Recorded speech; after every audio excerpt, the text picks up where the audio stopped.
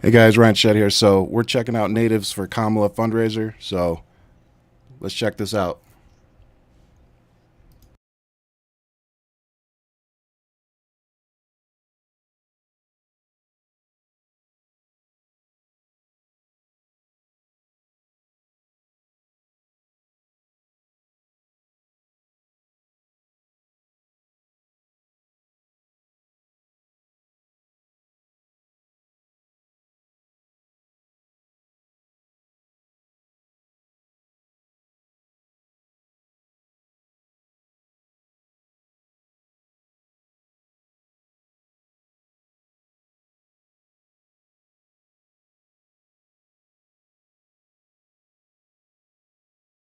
Tribal leader, formal tribal leaders and informal tribal leaders on this call. It's really neat to see all these names of people that I haven't seen in a long time.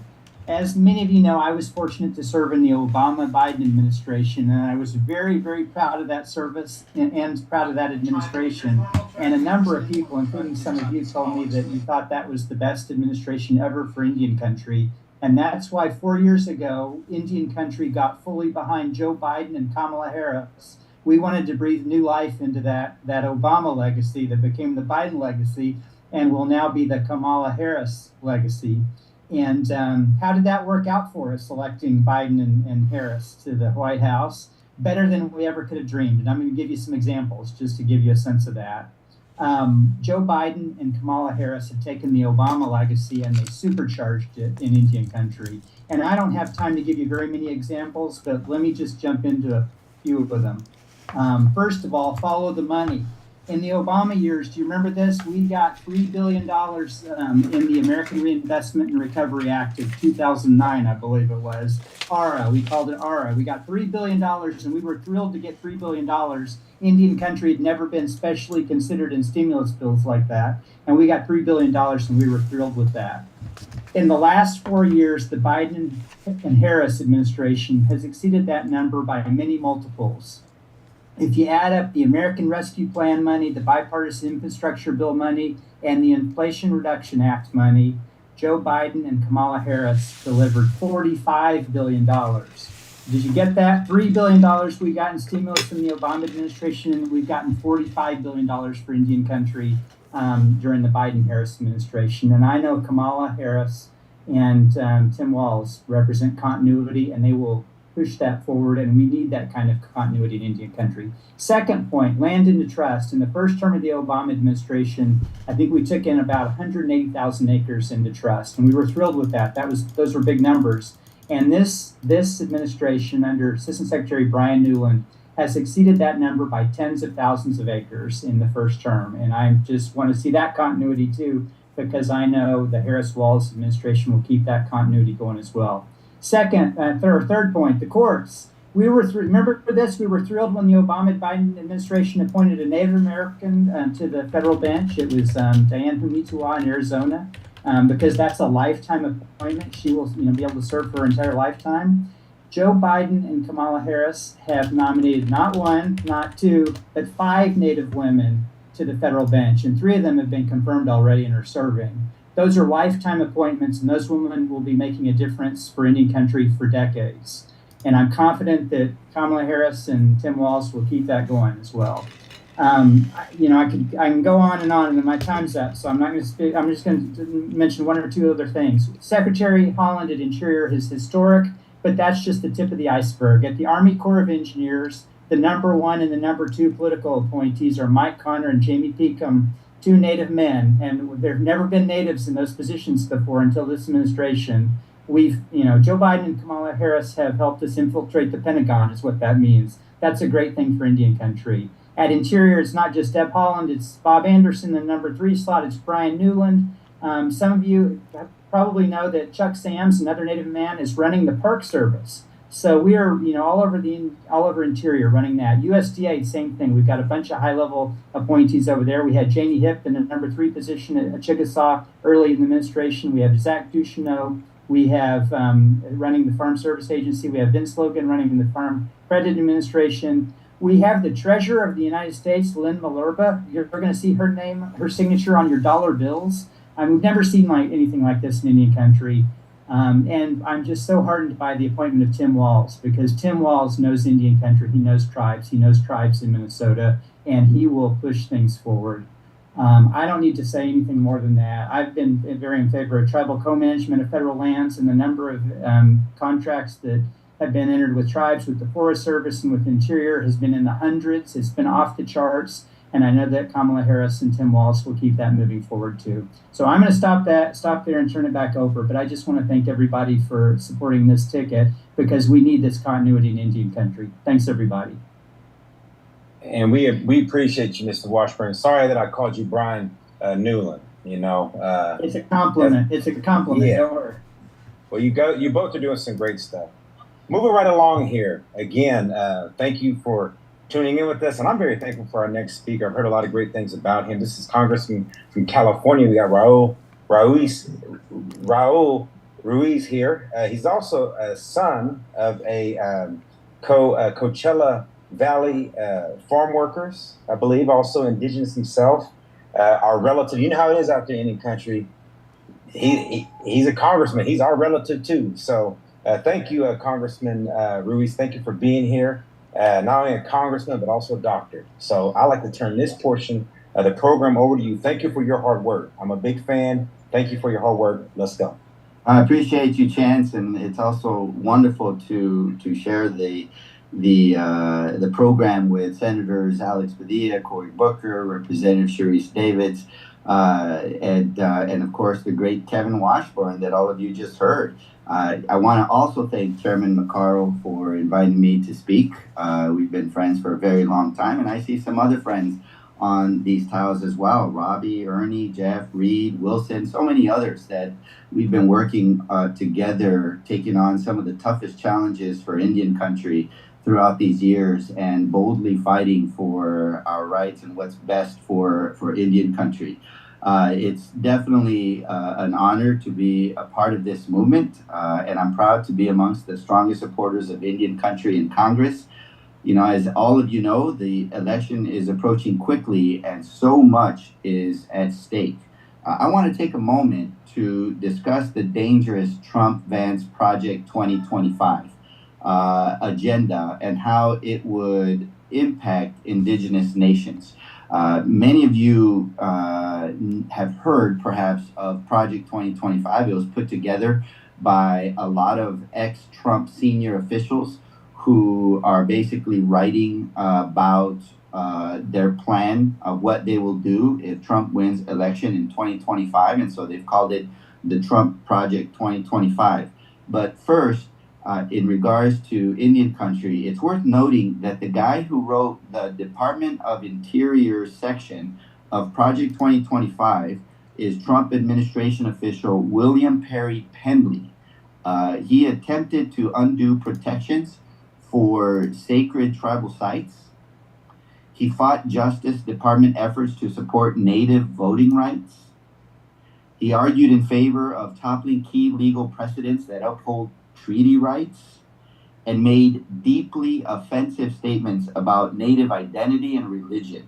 He even claimed that, quote, the history of the federal government's treatment of American Indians has not involved overt, intentional racial hatred, unquote.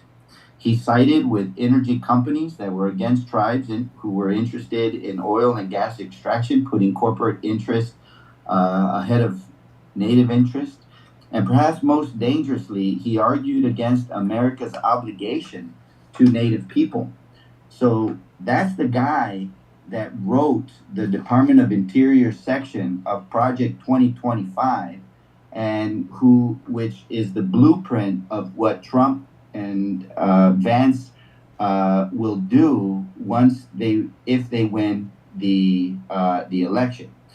Project 2025, in addition, would reclassify most federal employees, including Department of Interior employees, to be easily fireable and answerable to Trump alone. Project 2025 would eliminate all diversity, equity, and inclusion programs, including those focused on indigenous peoples. Project 2025 would gut the Department of Education, zero out federal funding to low-income schools over the next decade, eliminate school meal programs, and end Biden's student loan forgiveness program. Project 2025 would take the extremist right-wing culture wars to the Bureau of Indian Education Schools, overhauling the BIE to give Trump appointees broad power over Native schools and classrooms. Trump's Project 2025 would also gut Medicare and Medicaid programs that many Native Americans rely on. Project 2025 calls tribal land protection a, quote, radical environmental agenda, unquote, and values oil and gas extraction above anything else, including tribal sovereignty. Project 2025 calls for the reversal of protections for the Chaco Cultural National Historical Park, a protected pueblo site in New Mexico, which contains the most sweeping collection of ancient ruins north of Mexico. But see, that's bad news. That's what they want to do. They want to put their extreme agenda into play that will harm Indian country. But there's good news. There's hope, because with your help, America isn't going to elect Donald Trump and J.D. Vance. And we aren't going to see their extreme and deeply weird Project 2025 agenda in action. Because we're going to elect Kamala Harris as the next president of the United States and Tim Walz as the next vice president of the United States. The Biden-Harris administration has been one of the strongest presidential allies to indigenous nations in history. And Kamala Harris and Tim Walz are going to build upon that progress, protecting our democracy, our freedoms, our tribal sovereignty, and opportunity for all. The enthusiasm right now, let me tell you, is unlike anything I've seen in a long time, maybe even more than 2008, Obama's first campaign. But we cannot grow complacent. We have to keep this momentum and energy going through November 5th. So that means signing up to volunteer today. That means calling and texting your friends and getting them to sign up to volunteer today. That means organizing within your tribes to create an infrastructure to get out the vote, because democracy itself and the rights of millions of Americans are at stake. The whole notion of tribal sovereignty, the whole notion of the treaty obligations and self-determination is at jeopardy with another Trump administration. So the antidote is to elect Vice President Kamala Harris and Tim Walz in November. So thank you so much for having me. Let's win big, and I look forward to seeing all of you again very soon. Okay. We want to thank you there, Congressman Rose. Thank you very much for your words, and just, it's going to be nice to sit with you one day and just hear the story of your upbringing, your parents and their hard work, and we see it in you. So again, thank you for joining us from California. Coming up next, ladies and gentlemen, before I bring her up, I thought it was a cool sign that I read this morning that said she'll be governing Minnesota. It's a blessing. What a blessing this is.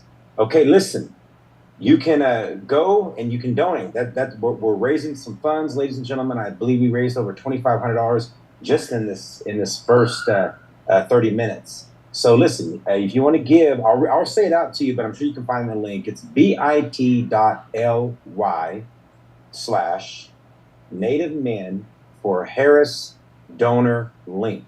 Okay, right there. You guys see it on the screen right there. Take your time. And like I said, we've already raised $2,500, and we gotta catch up.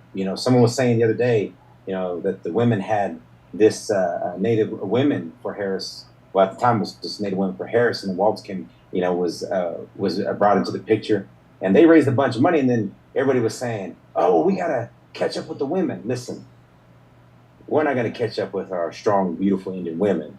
We're not gonna outdo them, but we can try to catch up with them. Is what I'm trying to say. We're not gonna outdo them, but we can try to catch up with them. So let's do that. We already raised $2,500. And, so to our strong, powerful Indian women, we're trying to raise money too. Speaking of strong, powerful Native women, ladies and gentlemen, a warm round of applause, please. I bring to the stage, I bring to the screen here, from Minnesota, the great state of Minnesota, our Lieutenant Governor, Peggy Flanagan. Lieutenant Governor, I turn this portion of the program over to you.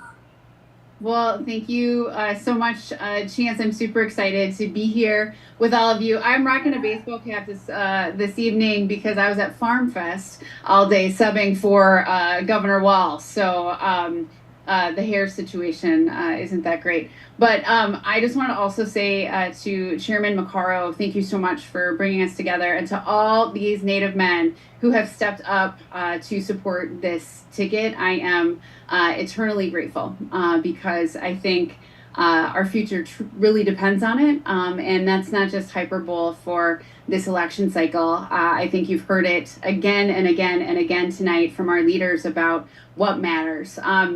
I am a super fan of Vice President Harris. I'm the chair of the Democratic Lieutenant Governors Association, so I take the seconds in command hype squad really seriously. And so we are excited, and the message is don't sleep on seconds in command. But Kamala Harris, I think, has inspired so many of us. When I think about her record, that as a prosecutor, she stood up for women and children by going off after those who committed sexual abuse. And I think as someone who is a survivor and child witness myself, I am so grateful for her leadership, and she has leaned into our missing and murdered Indigenous relatives work across the country. As Attorney General, she cracked down on transnational gangs trafficking across the border and took on big banks on behalf of homeowners.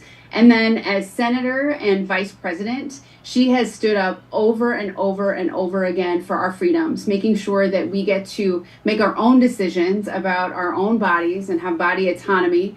And she has advanced so many of our priorities and worked in partnership with President Biden. And that is something that I know a little bit about when it comes to a partnership and what that looks like in governing. As you can imagine, the last 36 hours of my life have been a little hectic, but so good, because my partner in justice, Governor Tim Walz, was named as her vice presidential pick. When that was announced, I burst into tears of joy.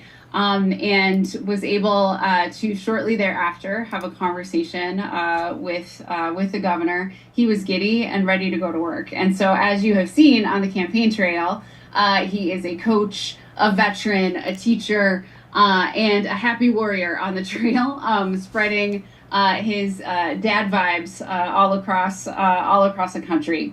But here's what I am most excited about.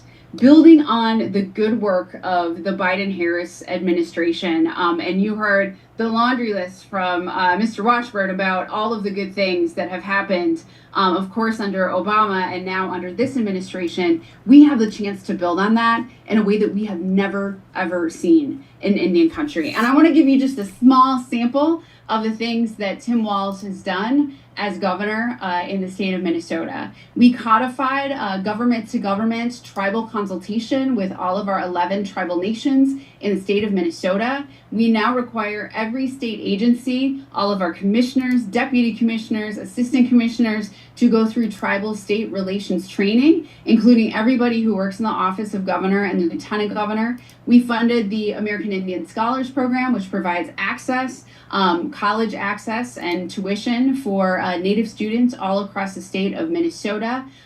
Expanded our Minnesota Indian Teacher Training Program, established the first ever missing and murdered Indigenous relatives office in a state in the entire country, invested in food security in Indian country, protected and preserved Minnesota's natural resources in partnership with our tribal nations. And one of the things I think that has been most powerful is we passed Indigenous education for all.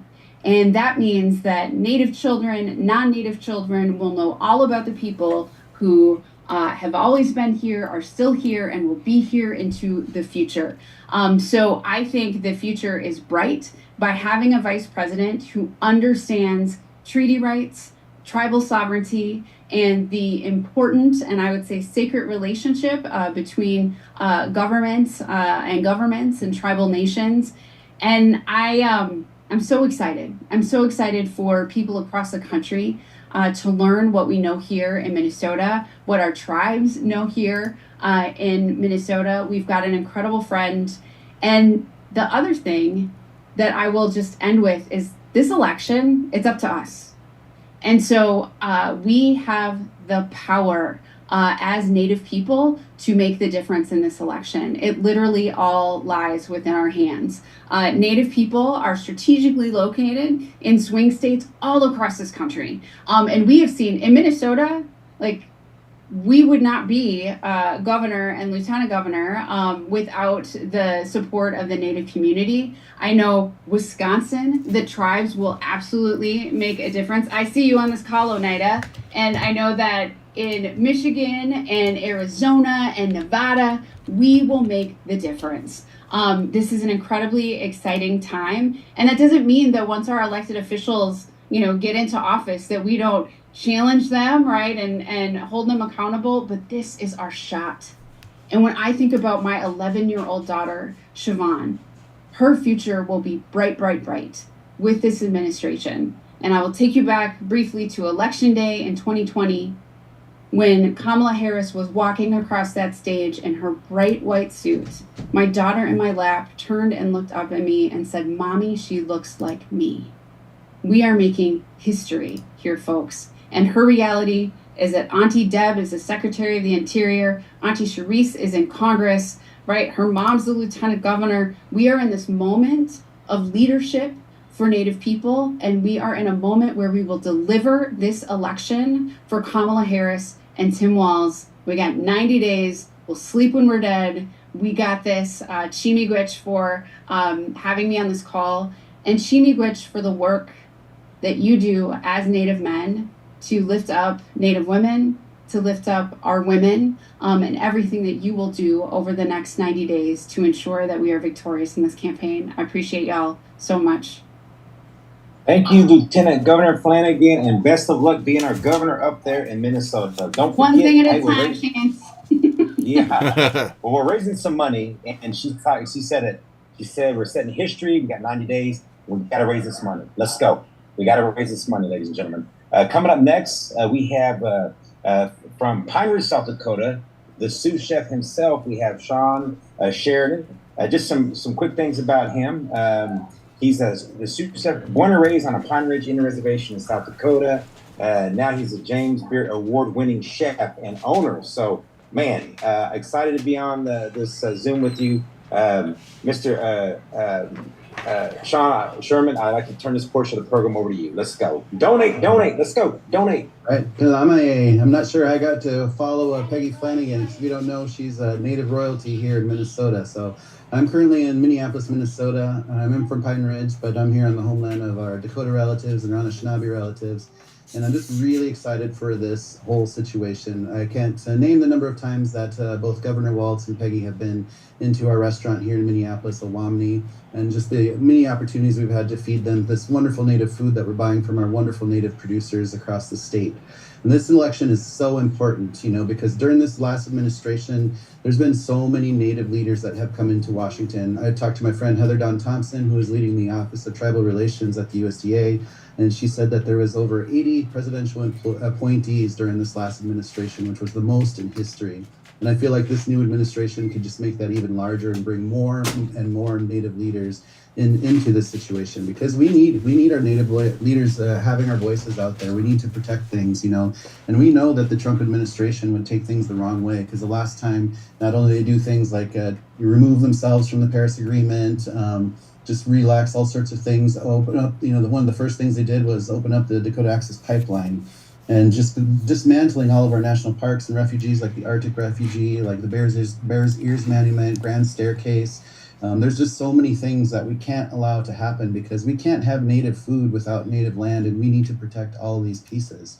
And it's just going to be really important for us to do everything we can to share with our relatives, to share with our communities how important this administration is to get into office. And being able to see Peggy Flanagan have a chance to be the first Native governor in Minnesota is going to be amazing. And Peggy, if you're still on, we're going to throw you the biggest party with as many Native chefs as we can pull together to make the most food as possible. That's awesome. And we want to do that same thing in Washington if we can. So if we can, we want to just be there for Governor Walz to be the first vice president from here, and to also just celebrate this amazing situation. But we have so much work in front of us. This is going to be, we have just about 90-ish days or so left of this election, and we have to do everything we can to make this work. And we have to use our voices, we have to use our platforms, and just put it out there, because this is a really important time in history. And we can't allow things to go backwards. We have to keep moving forward, and we have to make things better for all of us. Amen. So I'm just I know we're kind of long on time here, so I'm gonna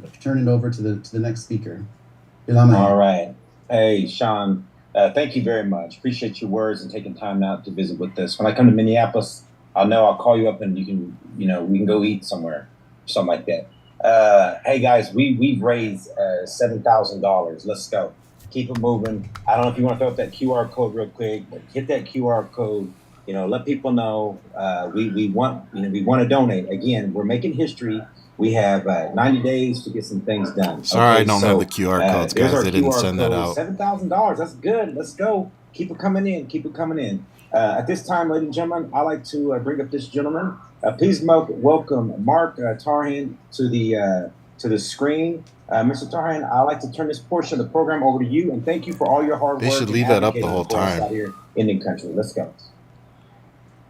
Mark Tarhan here. I'm just should mention right off the bat that I'm here as an individual. This is not a usual spot for me, but I was asked to say a few things about the landscape in the 2024 election and really the power of the Native vote. And I'm always scribbling on whiteboards, and one of the things that I have on my whiteboard this year is really the swing states.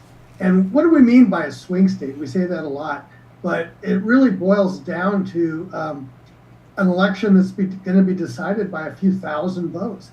And there's nothing more important to a determined electorate like Native voters than a few thousand votes, because it can change the outcome of an election. In fact, I love living in Arizona because this is a place where my vote really counts.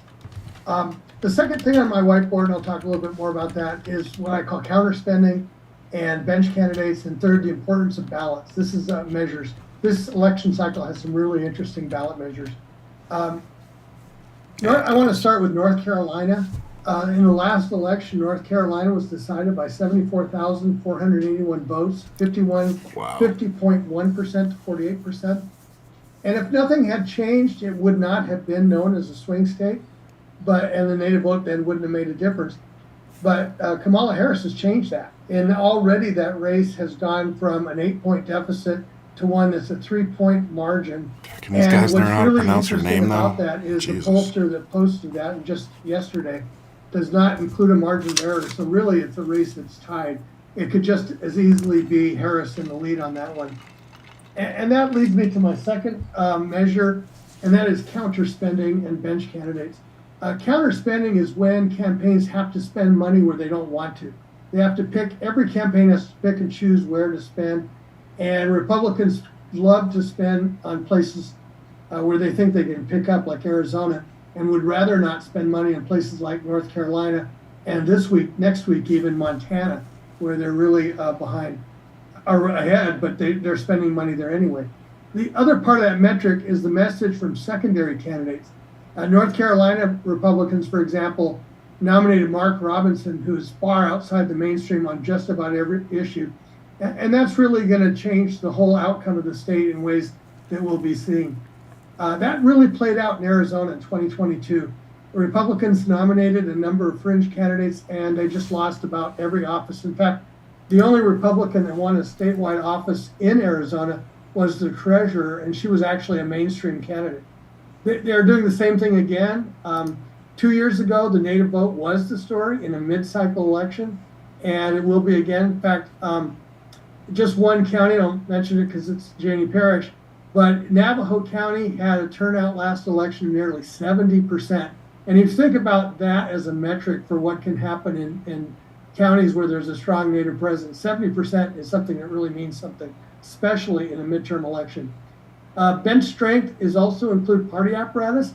If you look across in Michigan, Arizona, and Georgia, all of the, particularly the Republican parties, are having deep internal debates, and they're really nasty. And this is them fighting among themselves, which really makes for an interesting play.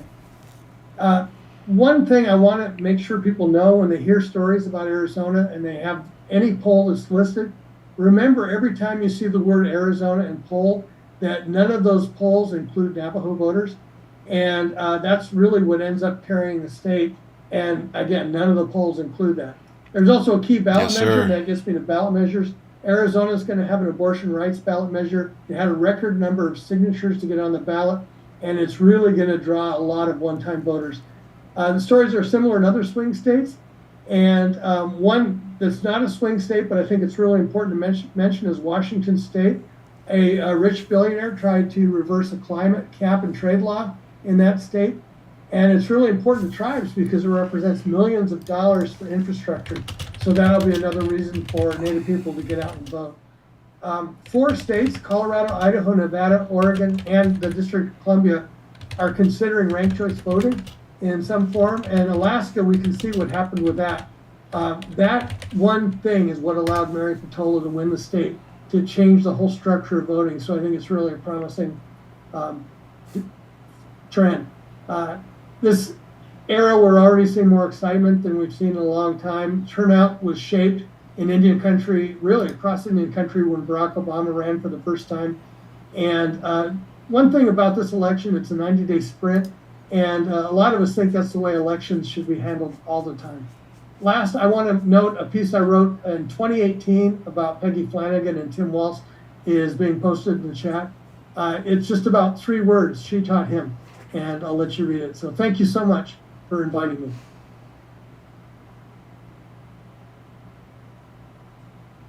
Oh, okay. Thank you for that, Mr. Trahan. Thank you very much. Again, there's our QR code. We're doing it. We're making it all happen. You know, thank you.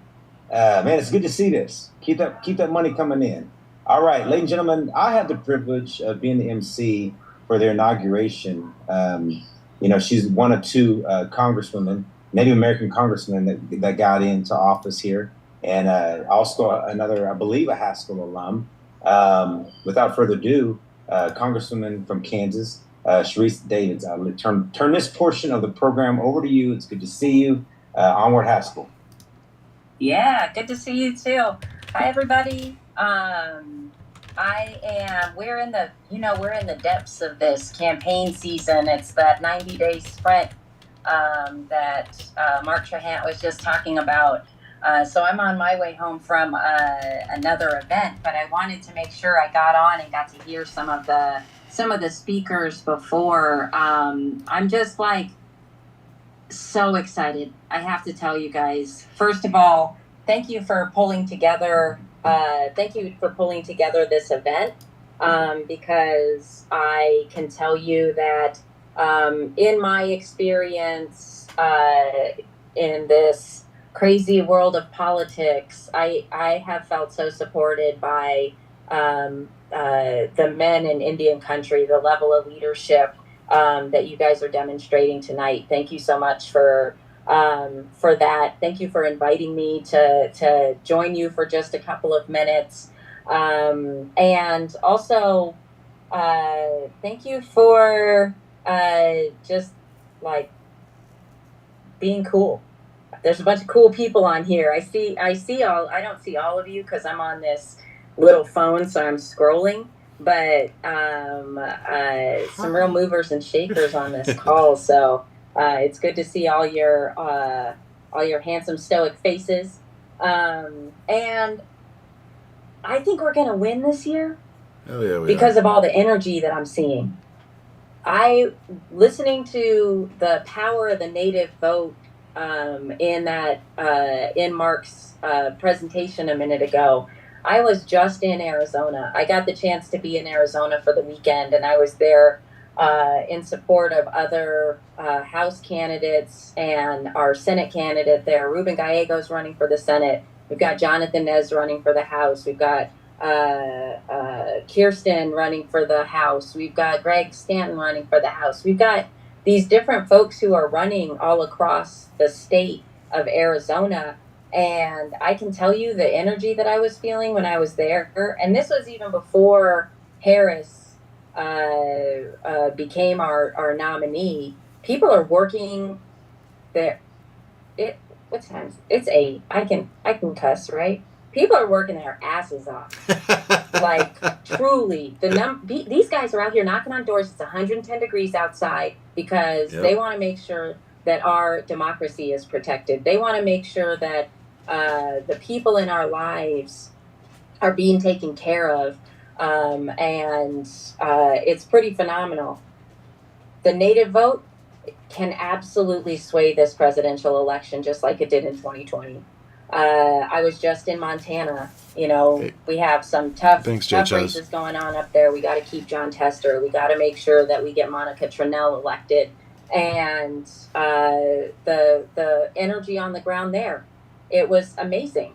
And then I'm going to Wisconsin soon. So, like, all these different places where we have large native populations are absolutely the places where we can make a difference in this election. And I tell people, like, ignore the native vote at your own peril. Like, our vote is powerful. And in addition to that, I do want to just kind of talk about one other thing. And then I'm not going to take up too much more time. But keep in mind, I'm in Congress. So, like, who knows what that means? Just kidding. But I really believe that our country is going to benefit from learning from Indian country, from learning from our leaders, from learning from our approach and our ways of being, because we have to heal. And the only way for us to do that is to support each other, is to show up for each other. And that's what you guys are doing tonight. It's what the Women and Two-Spirit Call was all about. And we heard it from Lieutenant Governor Flanagan. These are the things that we can do to help not just future generations of Native people, but our entire country. And I just really appreciate all the folks who are doing the hard work in communities, because I get to benefit from that. Like, I get to feel the support and the love and the healing that is taking place in Indian country, and we get to share that with other people. And when we get Harris and Walz elected, they will absolutely be listening to Indian country. And I think that we are building on something. I know you guys heard a bit about the actual policy stuff earlier from the Obama administration, from this Biden administration, and going into a Harris-Walz administration. And I'm here for it. I'm here to do everything I can to support Indian country. Congress is weird, but we're able to get stuff done. And so much of that is because of the support of all of you. So thank you for doing this. Thank you, Chance. It's good to see your face, even if it is in this little box. But it's good to see all of you guys. And I'm looking forward to seeing you when we're celebrating in November. Mm-hmm. Well, thank you, Congresswoman. We do appreciate that. And I thought she was driving around Haskell campus there. Look like the background. But hey, listen, keep donating. Listen, we are at $10,700, man. I bet a lot of people don't think we can do that. Here's our barcodes. This is whether you can donate. Someone donated $250 and said that if everybody on this call could also do the same thing, we would match. We would make our $50,000 mark. So keep plugging away. Keep doing that. Very, very grateful. Hey, listen, I'm very grateful for Chairman McCarl for giving me the opportunity. Him and both Holly, calling me up, and just giving me the opportunity to be a part of this. So without further ado, I want to bring, I know he doesn't like when I say this, one of the masterminds, well, really it was probably his wife, but I want to bring Chairman right here. He's, obviously our chairman for the Pechanga band of Indians there in Southern California. Also, our president of NCAI, I hope I'm saying that right, but done a lot of great things for the Biden administration. Without further ado, man, let's give a warm round of applause for Chairman McCarl. Chairman, I turn this over to you. I'm waiting for the applause to die down. My topic tonight is to talk about the accomplishments of the Biden-Harris administration. Before I do, I want to just note 2 or 3 things. Just one, we just hit 11,500. 2, when Mark Trahant was talking, he put in the chat, hopefully y'all can see it, it's under the initials CS and it's in blue. If you get a link to that, he didn't get a chance to talk about it, but it's an article I think he wrote in 2017, and it's with Peggy Flanagan was in the State House, and Tim Walz was running for Congress for the first time, I think, and she taught him how to campaign. But the article, I think, is called "She Taught Him 3 Words," and the "she" in that article is Peggy Flanagan. She taught Tim Walz how to be successful and how to do what he does in campaigning and politics in Minnesota, but most importantly, she taught him about tribes in Minnesota and therefore everywhere else in the country. And so if you get a chance, not a long article, but it was extremely perceptive, and way to go, Mark Trahant, for seeing the future. But it's the template, because now we have Tim Walz, as the vice presidential candidate for a potential president, and he learned how to be that way, working in partnership with a very strong Indian woman, Peggy Flanagan. So there's a lot of things that are lining up the right way. I just want to acknowledge also Congresswoman Shead Davids. The fact that she was here, she didn't think she was going to be able to make it at first, because she's in between 2 events. And she was able to squeeze in. So thank you, Congresswoman Davids. Really appreciate that you were able to do that from a moving car, no less. Senator Padilla was here, but his car wasn't moving. So thank you. So on to the accomplishments of the Biden-Harris administration. This would really take a half an hour to do it. There are 3 important links that kind of go over some of this material. So I'm going to truncate my remarks just a bit. I think in some of the biggest strokes, one of the things I think that's important is that even before I go into the Biden-Harris administration, is that Vice President Harris has put out her own statement on ICWA. And so that's something that I think I hope we can circulate, maybe before the end of this call. But if not, look for it online. Kamala Harris, her own statement on the Indian Child Welfare Act. So, okay. Quick with the overview. The Biden-Harris administration's native work, I think, has turned out better than they expected it would. Certainly better than I think even we thought it would do. And so it leaves a legacy, but it also leaves a template and a foundation for moving forward. Biden-Harris administration first provided more than $45 billion in the first year of dedicated stimulus funding and infrastructure funding for tribes, and that means billions for wastewater systems, billions for high-speed internet. And this funding is, in many places, has been game-changing for community tribal nations. Biden-Harris administration has worked hard to protect tribal nations in culturally places. Just a few examples, not only with Bears Ears National Monument, which the Trump administration had eviscerated, but they also created a new one of more than 900,000 acres on an even more iconic, the Ancestral Footprint National Monument adjacent to the Grand Canyon, plus many other national monuments around the country. And let me note too, right here under this theme, is that just last month, the United States, together with the state of Minnesota, there was almost 12,000 acres of national forest under the U.S. Department of Agriculture that was transferred back to the Leech Lake Band of Ojibwe, almost 12,000 acres, and are now back in the hands of, or under the jurisdiction of, the Leech Lake Band. Continuing on, the Biden-Harris administration surpassed presidential commitments to tribal consultation and ensured that 84 agencies developed tribal consultation policies. And if any of you are tribal council members, tribal chairs, or you work for tribes, you know, with the inundation of, be careful what we ask for, consultation, And so the invites to consultations, they're still coming. And that's, overall, that's a good thing. I think with certainly the Secretary of Interior, this administration appointed the first Native American, who was appointed as the first Native American cabinet secretary in history. Also, President Biden appointed Native Americans as the treasurer of the United States, the general counsel. You've heard some of these names already.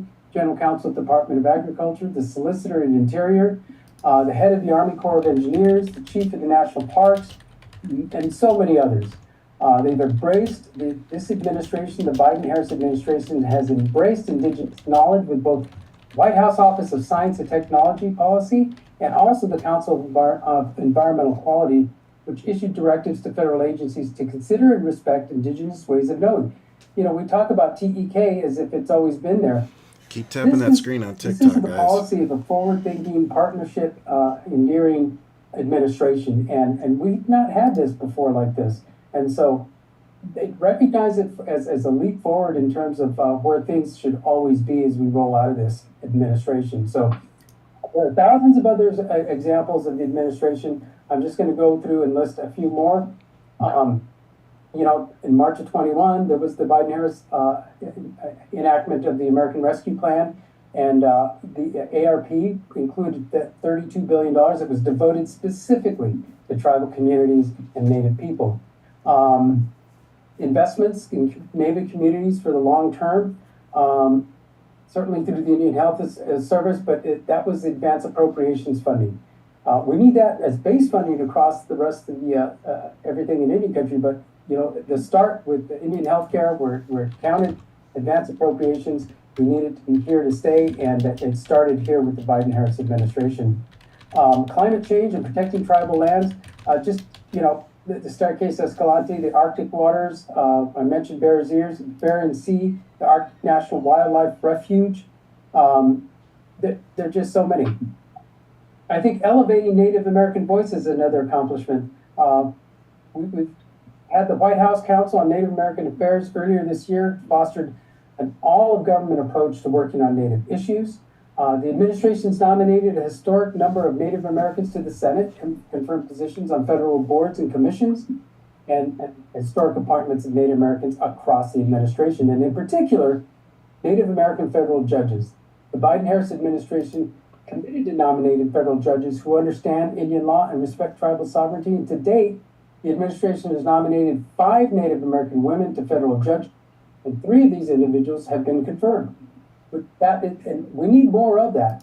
And the theme here is that Biden-Harris administration lays the groundwork for the community phase with the Harris-Walz administration as we roll forward. I think I'll come up for air, and we'll end with NAGPRA. I think the Biden-Harris administration issued new NAGPRA regulations. They've been long overdue, and I think that this is more of the things that I think are possible under the next administration if the right one is put into office. So we need everybody's focus. This energy that's out there needs to be focused into the next 90 days or so and getting the job done. So who said it? We'll sleep when we're dead. That's a good way to put it. All right, so I'm going to yield the floor back, but thank you for your time, and we'll keep rolling.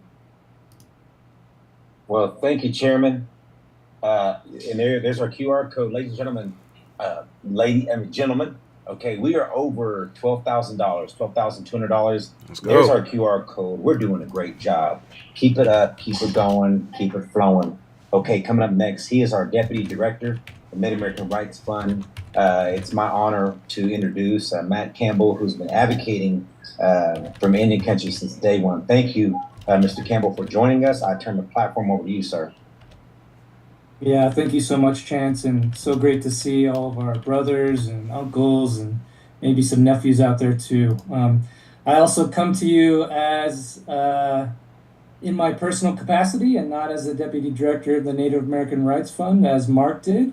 And I'm so glad to be able to speak about the right to vote. And when I think about the right to vote, I think about all the times that our Native people have flexed their power, right? Whether that was in North Dakota, electing Heidi Heitkamp, or in Arizona, electing President Biden, or many other places all across the country, and then the backlash we have seen from that, right? In 2013, we saw North Dakota enact the most restrictive voter ID law in the nation, directly targeting the native vote.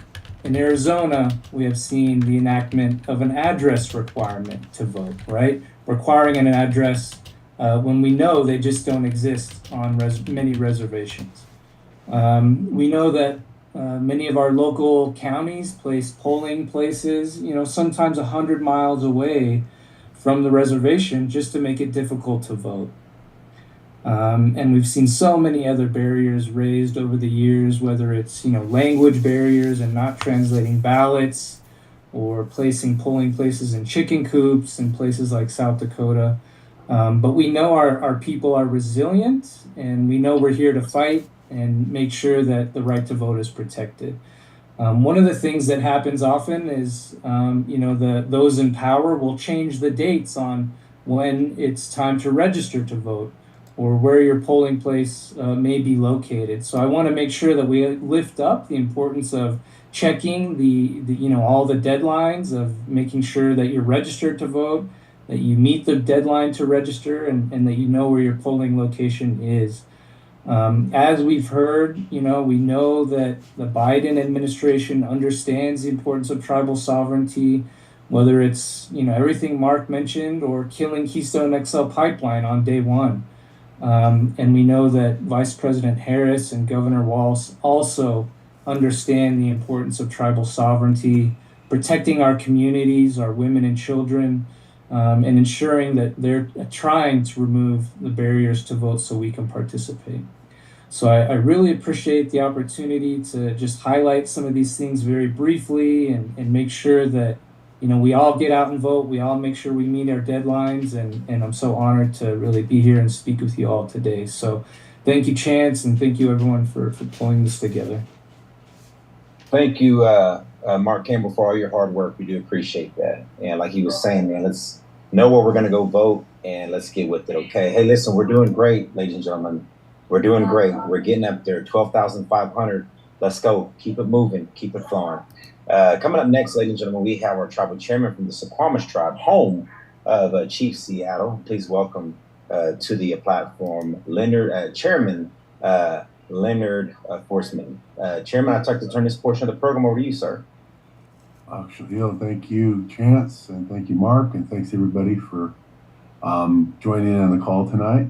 And a lot's already been said. I like Secretary Washburn said, we really felt the Obama administration made huge strides, which they did, and the Biden-Harris team. It was like shout out to President Biden as well for all the work he and Vice President Harris have done for Indian country in their term, and really built upon the legacy of President Obama in doing real meaningful consultation and funding of tribal programs and initiatives since the two administrations have made great history in Indian country.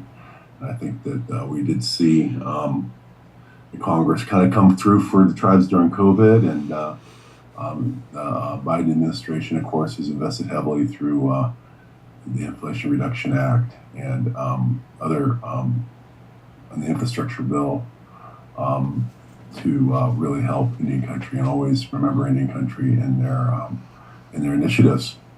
And I just like to talk about how vitally important climate change, resilience, and reduction of our carbon footprint and investment in that is so important to our future. And climate change, of course, has been a big part of emphasizing the importance of clean water, and our forests and our fish and our shellfish and our animals, and those things that are so important and crucial to our culture and spirituality and our subsistence, that we need to continue to advocate for them. And Vice President Harris knows that and is committed to that, and has been engaged with that in this administration, and really vitally important it is that we continue the efforts that we've invested in climate change and also natural resource protection in our part of the country, treaty rights protection, as we have a treaty right to harvest salmon and shellfish. And we really are appreciative of the Biden-Harris team's emphasis on preserving our treaty rights through the executive order, and really look forward to more and more expansion of the recognition of the trust responsibility to tribes, and also further increasing investment into Indian country. And the example of many of the people on this call are an example of the hard work that we and our predecessors have done to remind the United States of their obligation, and also the importance and the value of investment in Indian country pays off. So with that, I'll go ahead and just say Hoyth Chad, which in our language means I'm finished. Thank you, Chairman. We do appreciate that, and I always enjoy visiting your community. Thank you for all the hard work you do for AT&I. I know you're also the president, and you do a lot of great work for the National Congress as well. He's our president of the affiliated tribes of Northwest Indians, I believe. I know that you know that. I just don't know I just know AT&I. That's what I know. But I know you're our president up there. Okay, moving right along here. I do apologize. We got people in the background trying to get my autograph and stuff. I think that's what it is. But this young man right here has been 17 years on the Oneida Business Committee. Proud to call him a close friend of mine. He is our vice chair at the Oneida, vice chairman of the Oneida Nation in Wisconsin. Very grateful and thankful for him. The one and only Brandon Yellowbird Stevens. I give this platform over to you, boss. Let's go. All right. Thank you, Chance. Thank you, Mark, for the opportunity. And I really want to go into the numbers of the impact that Native voters have, particularly in Wisconsin. And so, alluding to Mark Tran's numbers, there's about 92,000 tribal members in Wisconsin and about 71,000 that are of voting age. And so in 2016, the margin of victory was 22,000 votes for the presidency. And in 2020, there was a difference of 20,000 votes. And so within that, you see the major impact tribes could have. And so when we talk about the impact of Native voters, we need to talk about getting out the vote activities. We need to provide education. We need to educate our youth who are just becoming of age to vote, but also not just educating, but listening to them. What are their issues? So there are some issues that the younger generations definitely have that, we had a 47,000 tally on the uninstructed vote in Wisconsin this last March, which means that they don't want to be particularly told what to do.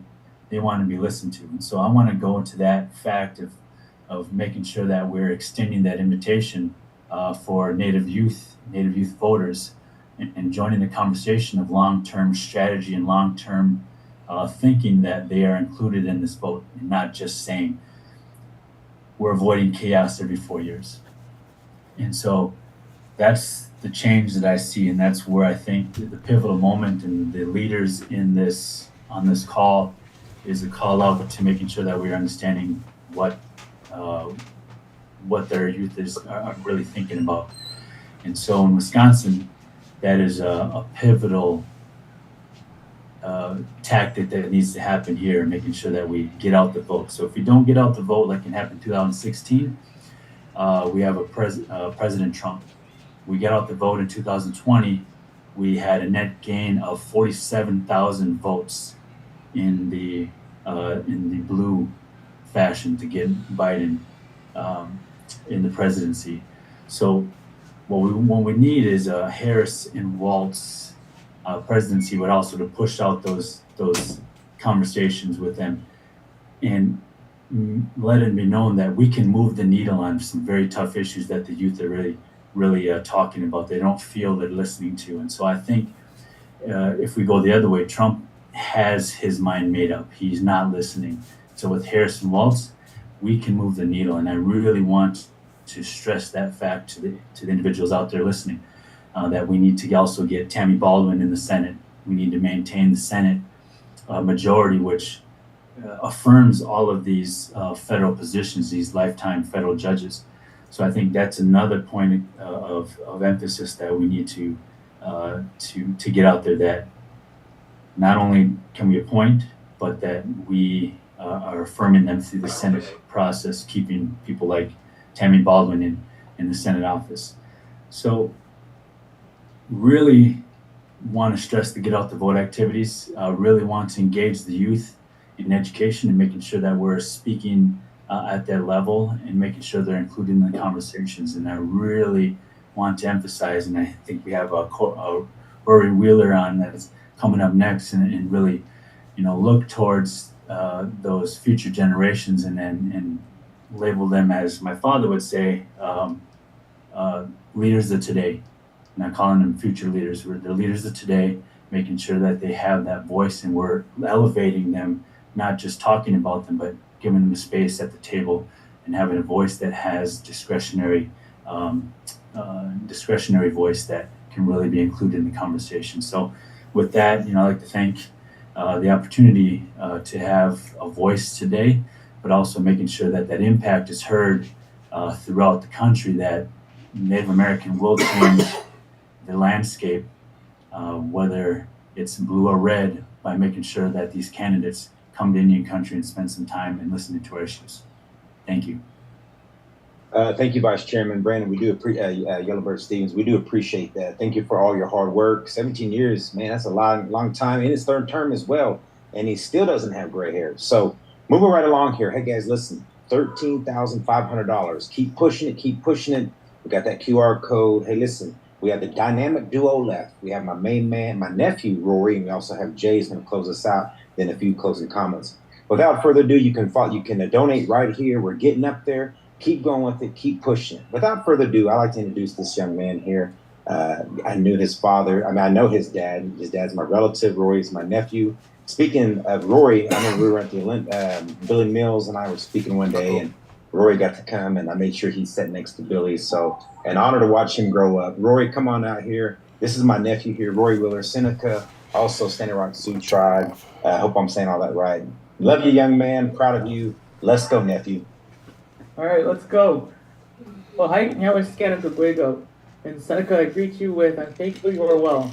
And I'll tell you what, I'm doing very, very well, and I'm super, super excited to be with you all as we rally to support our next President, Kamala Harris, and Vice President, Tim Walz. As young people, our vote matters, if not more than ever. Decisions that are being made will not only affect us, but not only now, but into the future. We, as the current and next generation of advocates, leaders, organizers, and hopefully one day, President of the United States, owe a duty to our people and to our country to do everything we can to elect Kamala Harris, Tim Walz, to keep the Senate, and to take back the House. From her time as California's Attorney General, United States Senator, and now Vice President Kamala Harris has faithfully dedicated her life to public service and knows the power of the native vote and recognizes the sacred bond between the United States and tribal nations, and takes serious the responsibility to right the many wrongs and acknowledge the truth about our nation's history with tribes. From being a teacher on the Pine Ridge Indian Reservation, home to my relatives, the Oglala Lakota Nation, to his service as a congressman, and now as governor of Minnesota, Tim Walz knows Indian country, respects Indian country, and has elevated the state's relationship with the tribes in Minnesota. And now, the state now recognizes Indigenous Peoples Day every October. We as young people must do what it takes to get ourselves, our friends, cousins, uncles, aunties, parents, grandparents out to vote. Whether it's offering rides, whether it was taking them to register to vote. I want to recognize two fellow young voters, River Carroll and Dylan Baca, for their work in moving the Harris-Walz ticket forward. We will need everyone working together for this election. In 2020, young voter turnout increased significantly to almost 50%, up from 39% in 2016. Let's grow that number even more. Today, millennials and Gen Z now make up a larger share of the electorate. The influence of young voters is expected to continue growing. By 2028, millennials and Gen Z are projected to make up over 52% of eligible voters, further solidifying their impact on future elections. The Biden-Harris administration not only brought back the Tribal Nations Summit, but also the Tribal Youth Forum, giving Native youth an open door to the White House. In key battleground states, young voters are crucial in determining the outcome. Whether you're from the Tohono Nation in Arizona, Duck Valley Reservation in Nevada, Sault Ste. Marie in Michigan, or Menominee or Oneida from Wisconsin, young voters play a pivotal role in election results. Your voice matters, and your vote will make a difference because we cannot go backwards. We will move forward. We didn't get to where we are by falling out of a coconut tree or by being weird. It's because Indian country mobilized. Many of our ancestors couldn't vote, but we can, and we must make sure and get other young people out to organize, donate, and get out the need to vote. We must also encourage our families and communities to get out the need to vote. Let's do this together, for ourselves, for each other, and the future of Indian country. Yahweh. All right. Hey, nephew, thank you. That's Roy Wheeler right there. Very proud of you, going to law school too as well. Hey, listen, we had a great night tonight. Keep it coming in. One more time, give me that QR code, $14,600. You believe that? Man, that's good. Good stuff. Keep it coming. Keep it coming. Right here, call to action. You can donate. You can also volunteer right here. I'll talk a little bit about that when we get out here. Without further ado, ladies and gentlemen, I'd like to bring to the platform Jay Dusty Bull. Jay, I'd like to call upon you at this time, our relative from the Blackfeet tribe. If you can please send us home, take us home, take us away in good ways with our victory songs. Give me 2 times through there, brother, and then we'll close it tonight. But thank you for being here with us. Jay Dusty Bull, I'd like to turn this portion of the program over to you as we close out. Hey, Chance, I don't know if you can hear me, but if Jay could just give a brief explanation of the song, I think that okay.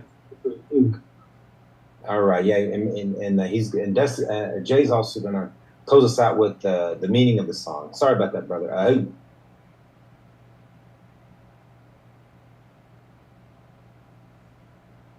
Okay. Can you hear me?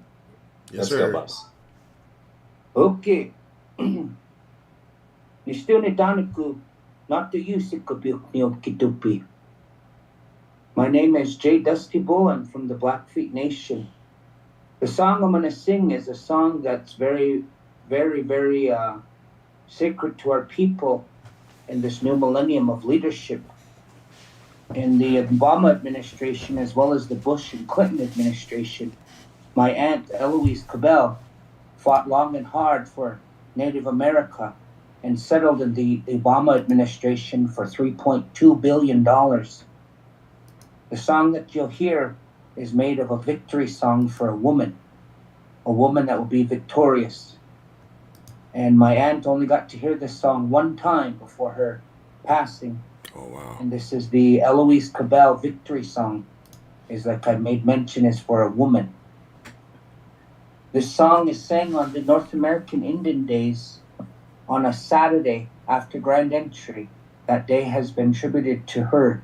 So we only sing it during victorious times of our people. I would like to commend all of you tonight.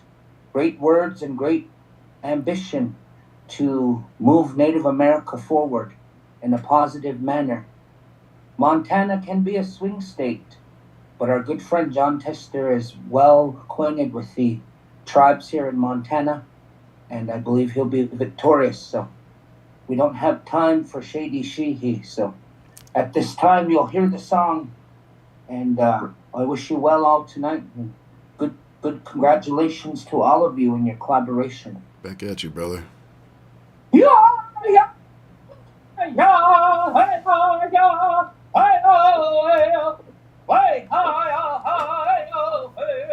Recording stopped. Recording in progress.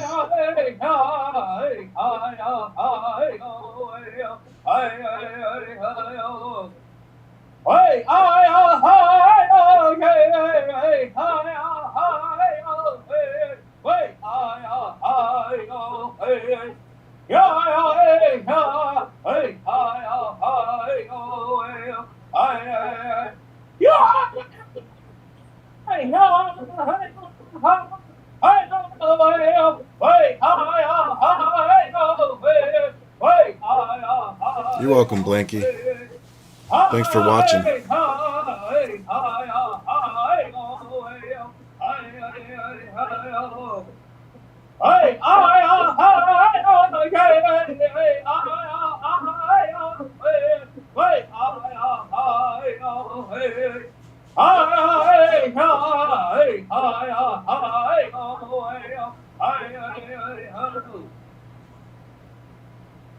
That's cool. Thank you, sir. Thank you all and have a great night.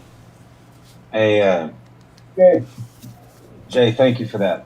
Thank you for that, Jay. And thank you for sharing that song. You know, like Jay was saying, you know, those songs there, it's sung only in victory. So we thank you for that. Yeah, bless him for sure. I want to give a quick shout out to our organizing committee. Let's give them a round of applause where you're at, what you got going on. Thank you for that. You know, like Congresswoman said earlier, you know, that we all have to get out and bust our butts. She said in other terms, but we all have to play our part. Thank you, Vice Chair Yellowbird Stevens, for you encouraging that as well. That we all have to play our part. We have to get uncomfortable to be in a better place as tribal nations. If you would like to continue to donate, we're at $15,000 right now, and in counting. That's so awesome. Let's go. You know, if you can give me one more squeeze, like Lamar was saying, give us one more squeeze. Let's go. Also, you can hit the volunteer QR code right there as well. We have the links there as well. I'm sure that you guys can pass that on, put that on your Instagrams, your social media outlets. Let everybody know that tonight was a success, and even though they may not have tuned in, that they can play their part. And they can volunteer and they can donate. Okay, some may be traveling or whatever it may be. They just couldn't get on tonight, but let's encourage that. I want you all to pray as we go through this next 90 days. What a magnificent story of having Vice President Harris call upon Governor Waltz and paving the way for Lieutenant Governor Flanagan to govern the great state of Minnesota. So many great stories tonight. And again, thank you guys for tuning in, being a part of tonight. I'm very honored, very blessed that, you know, I can come tonight and MC this. I'm coming to you from the great community up here, the Klamath tribe up here in Washington. Now it's time to head back to the airport, and it's also time to let you guys close out this evening, be with your families, say your prayers. But again, you know, I want to encourage you to donate. I want you to, volunteer. I want to give a big shout out to Holly Cook, McCarl, also Chairman McCarl, everybody, you know, Walter Lamar, thank you. I don't know who I'm leaving out, but thank you all for, Governor Stephen Lewis. Thank you all for, entrusting me with this, the Native Men for Harris and Waltz. I'm Chance Rush. I'm very grateful and thankful that each and every one of my brothers got on here tonight and sisters got on here tonight to be a part of this. It's not too late. That donation button is right there. Right now we're at 15,000. Let's shoot up for even more. So time to get out of here, man. Get on that airplane, get home and be with family. Again, go to our link for our donation as well as on our volunteer. I'm Chance Rush. Thank you guys for coming out tonight and being part of our Native Men for Harris and Waltz. You guys have a blessed evening. Mas gracias. All right. Well, that was cool. All right. So I think I've spent long enough on here with y'all tonight between the Detroit Harris rally and this. Sorry I didn't get to start it right at the beginning. The Harris rally. Sorry, this popped up. the Harris rally started like 30 minutes late, so I wasn't able to start it right at the beginning. But we came in right at the end of Cory Booker, so I'm hoping we didn't miss too many of the speakers. It was a lot of great information. You know, I had to duck out a couple of times real quick, but great speakers. Found a few people to follow on social media that I hadn't been following.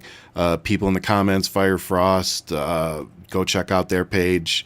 They have some cool videos on powwows. They've been commenting. You can find them.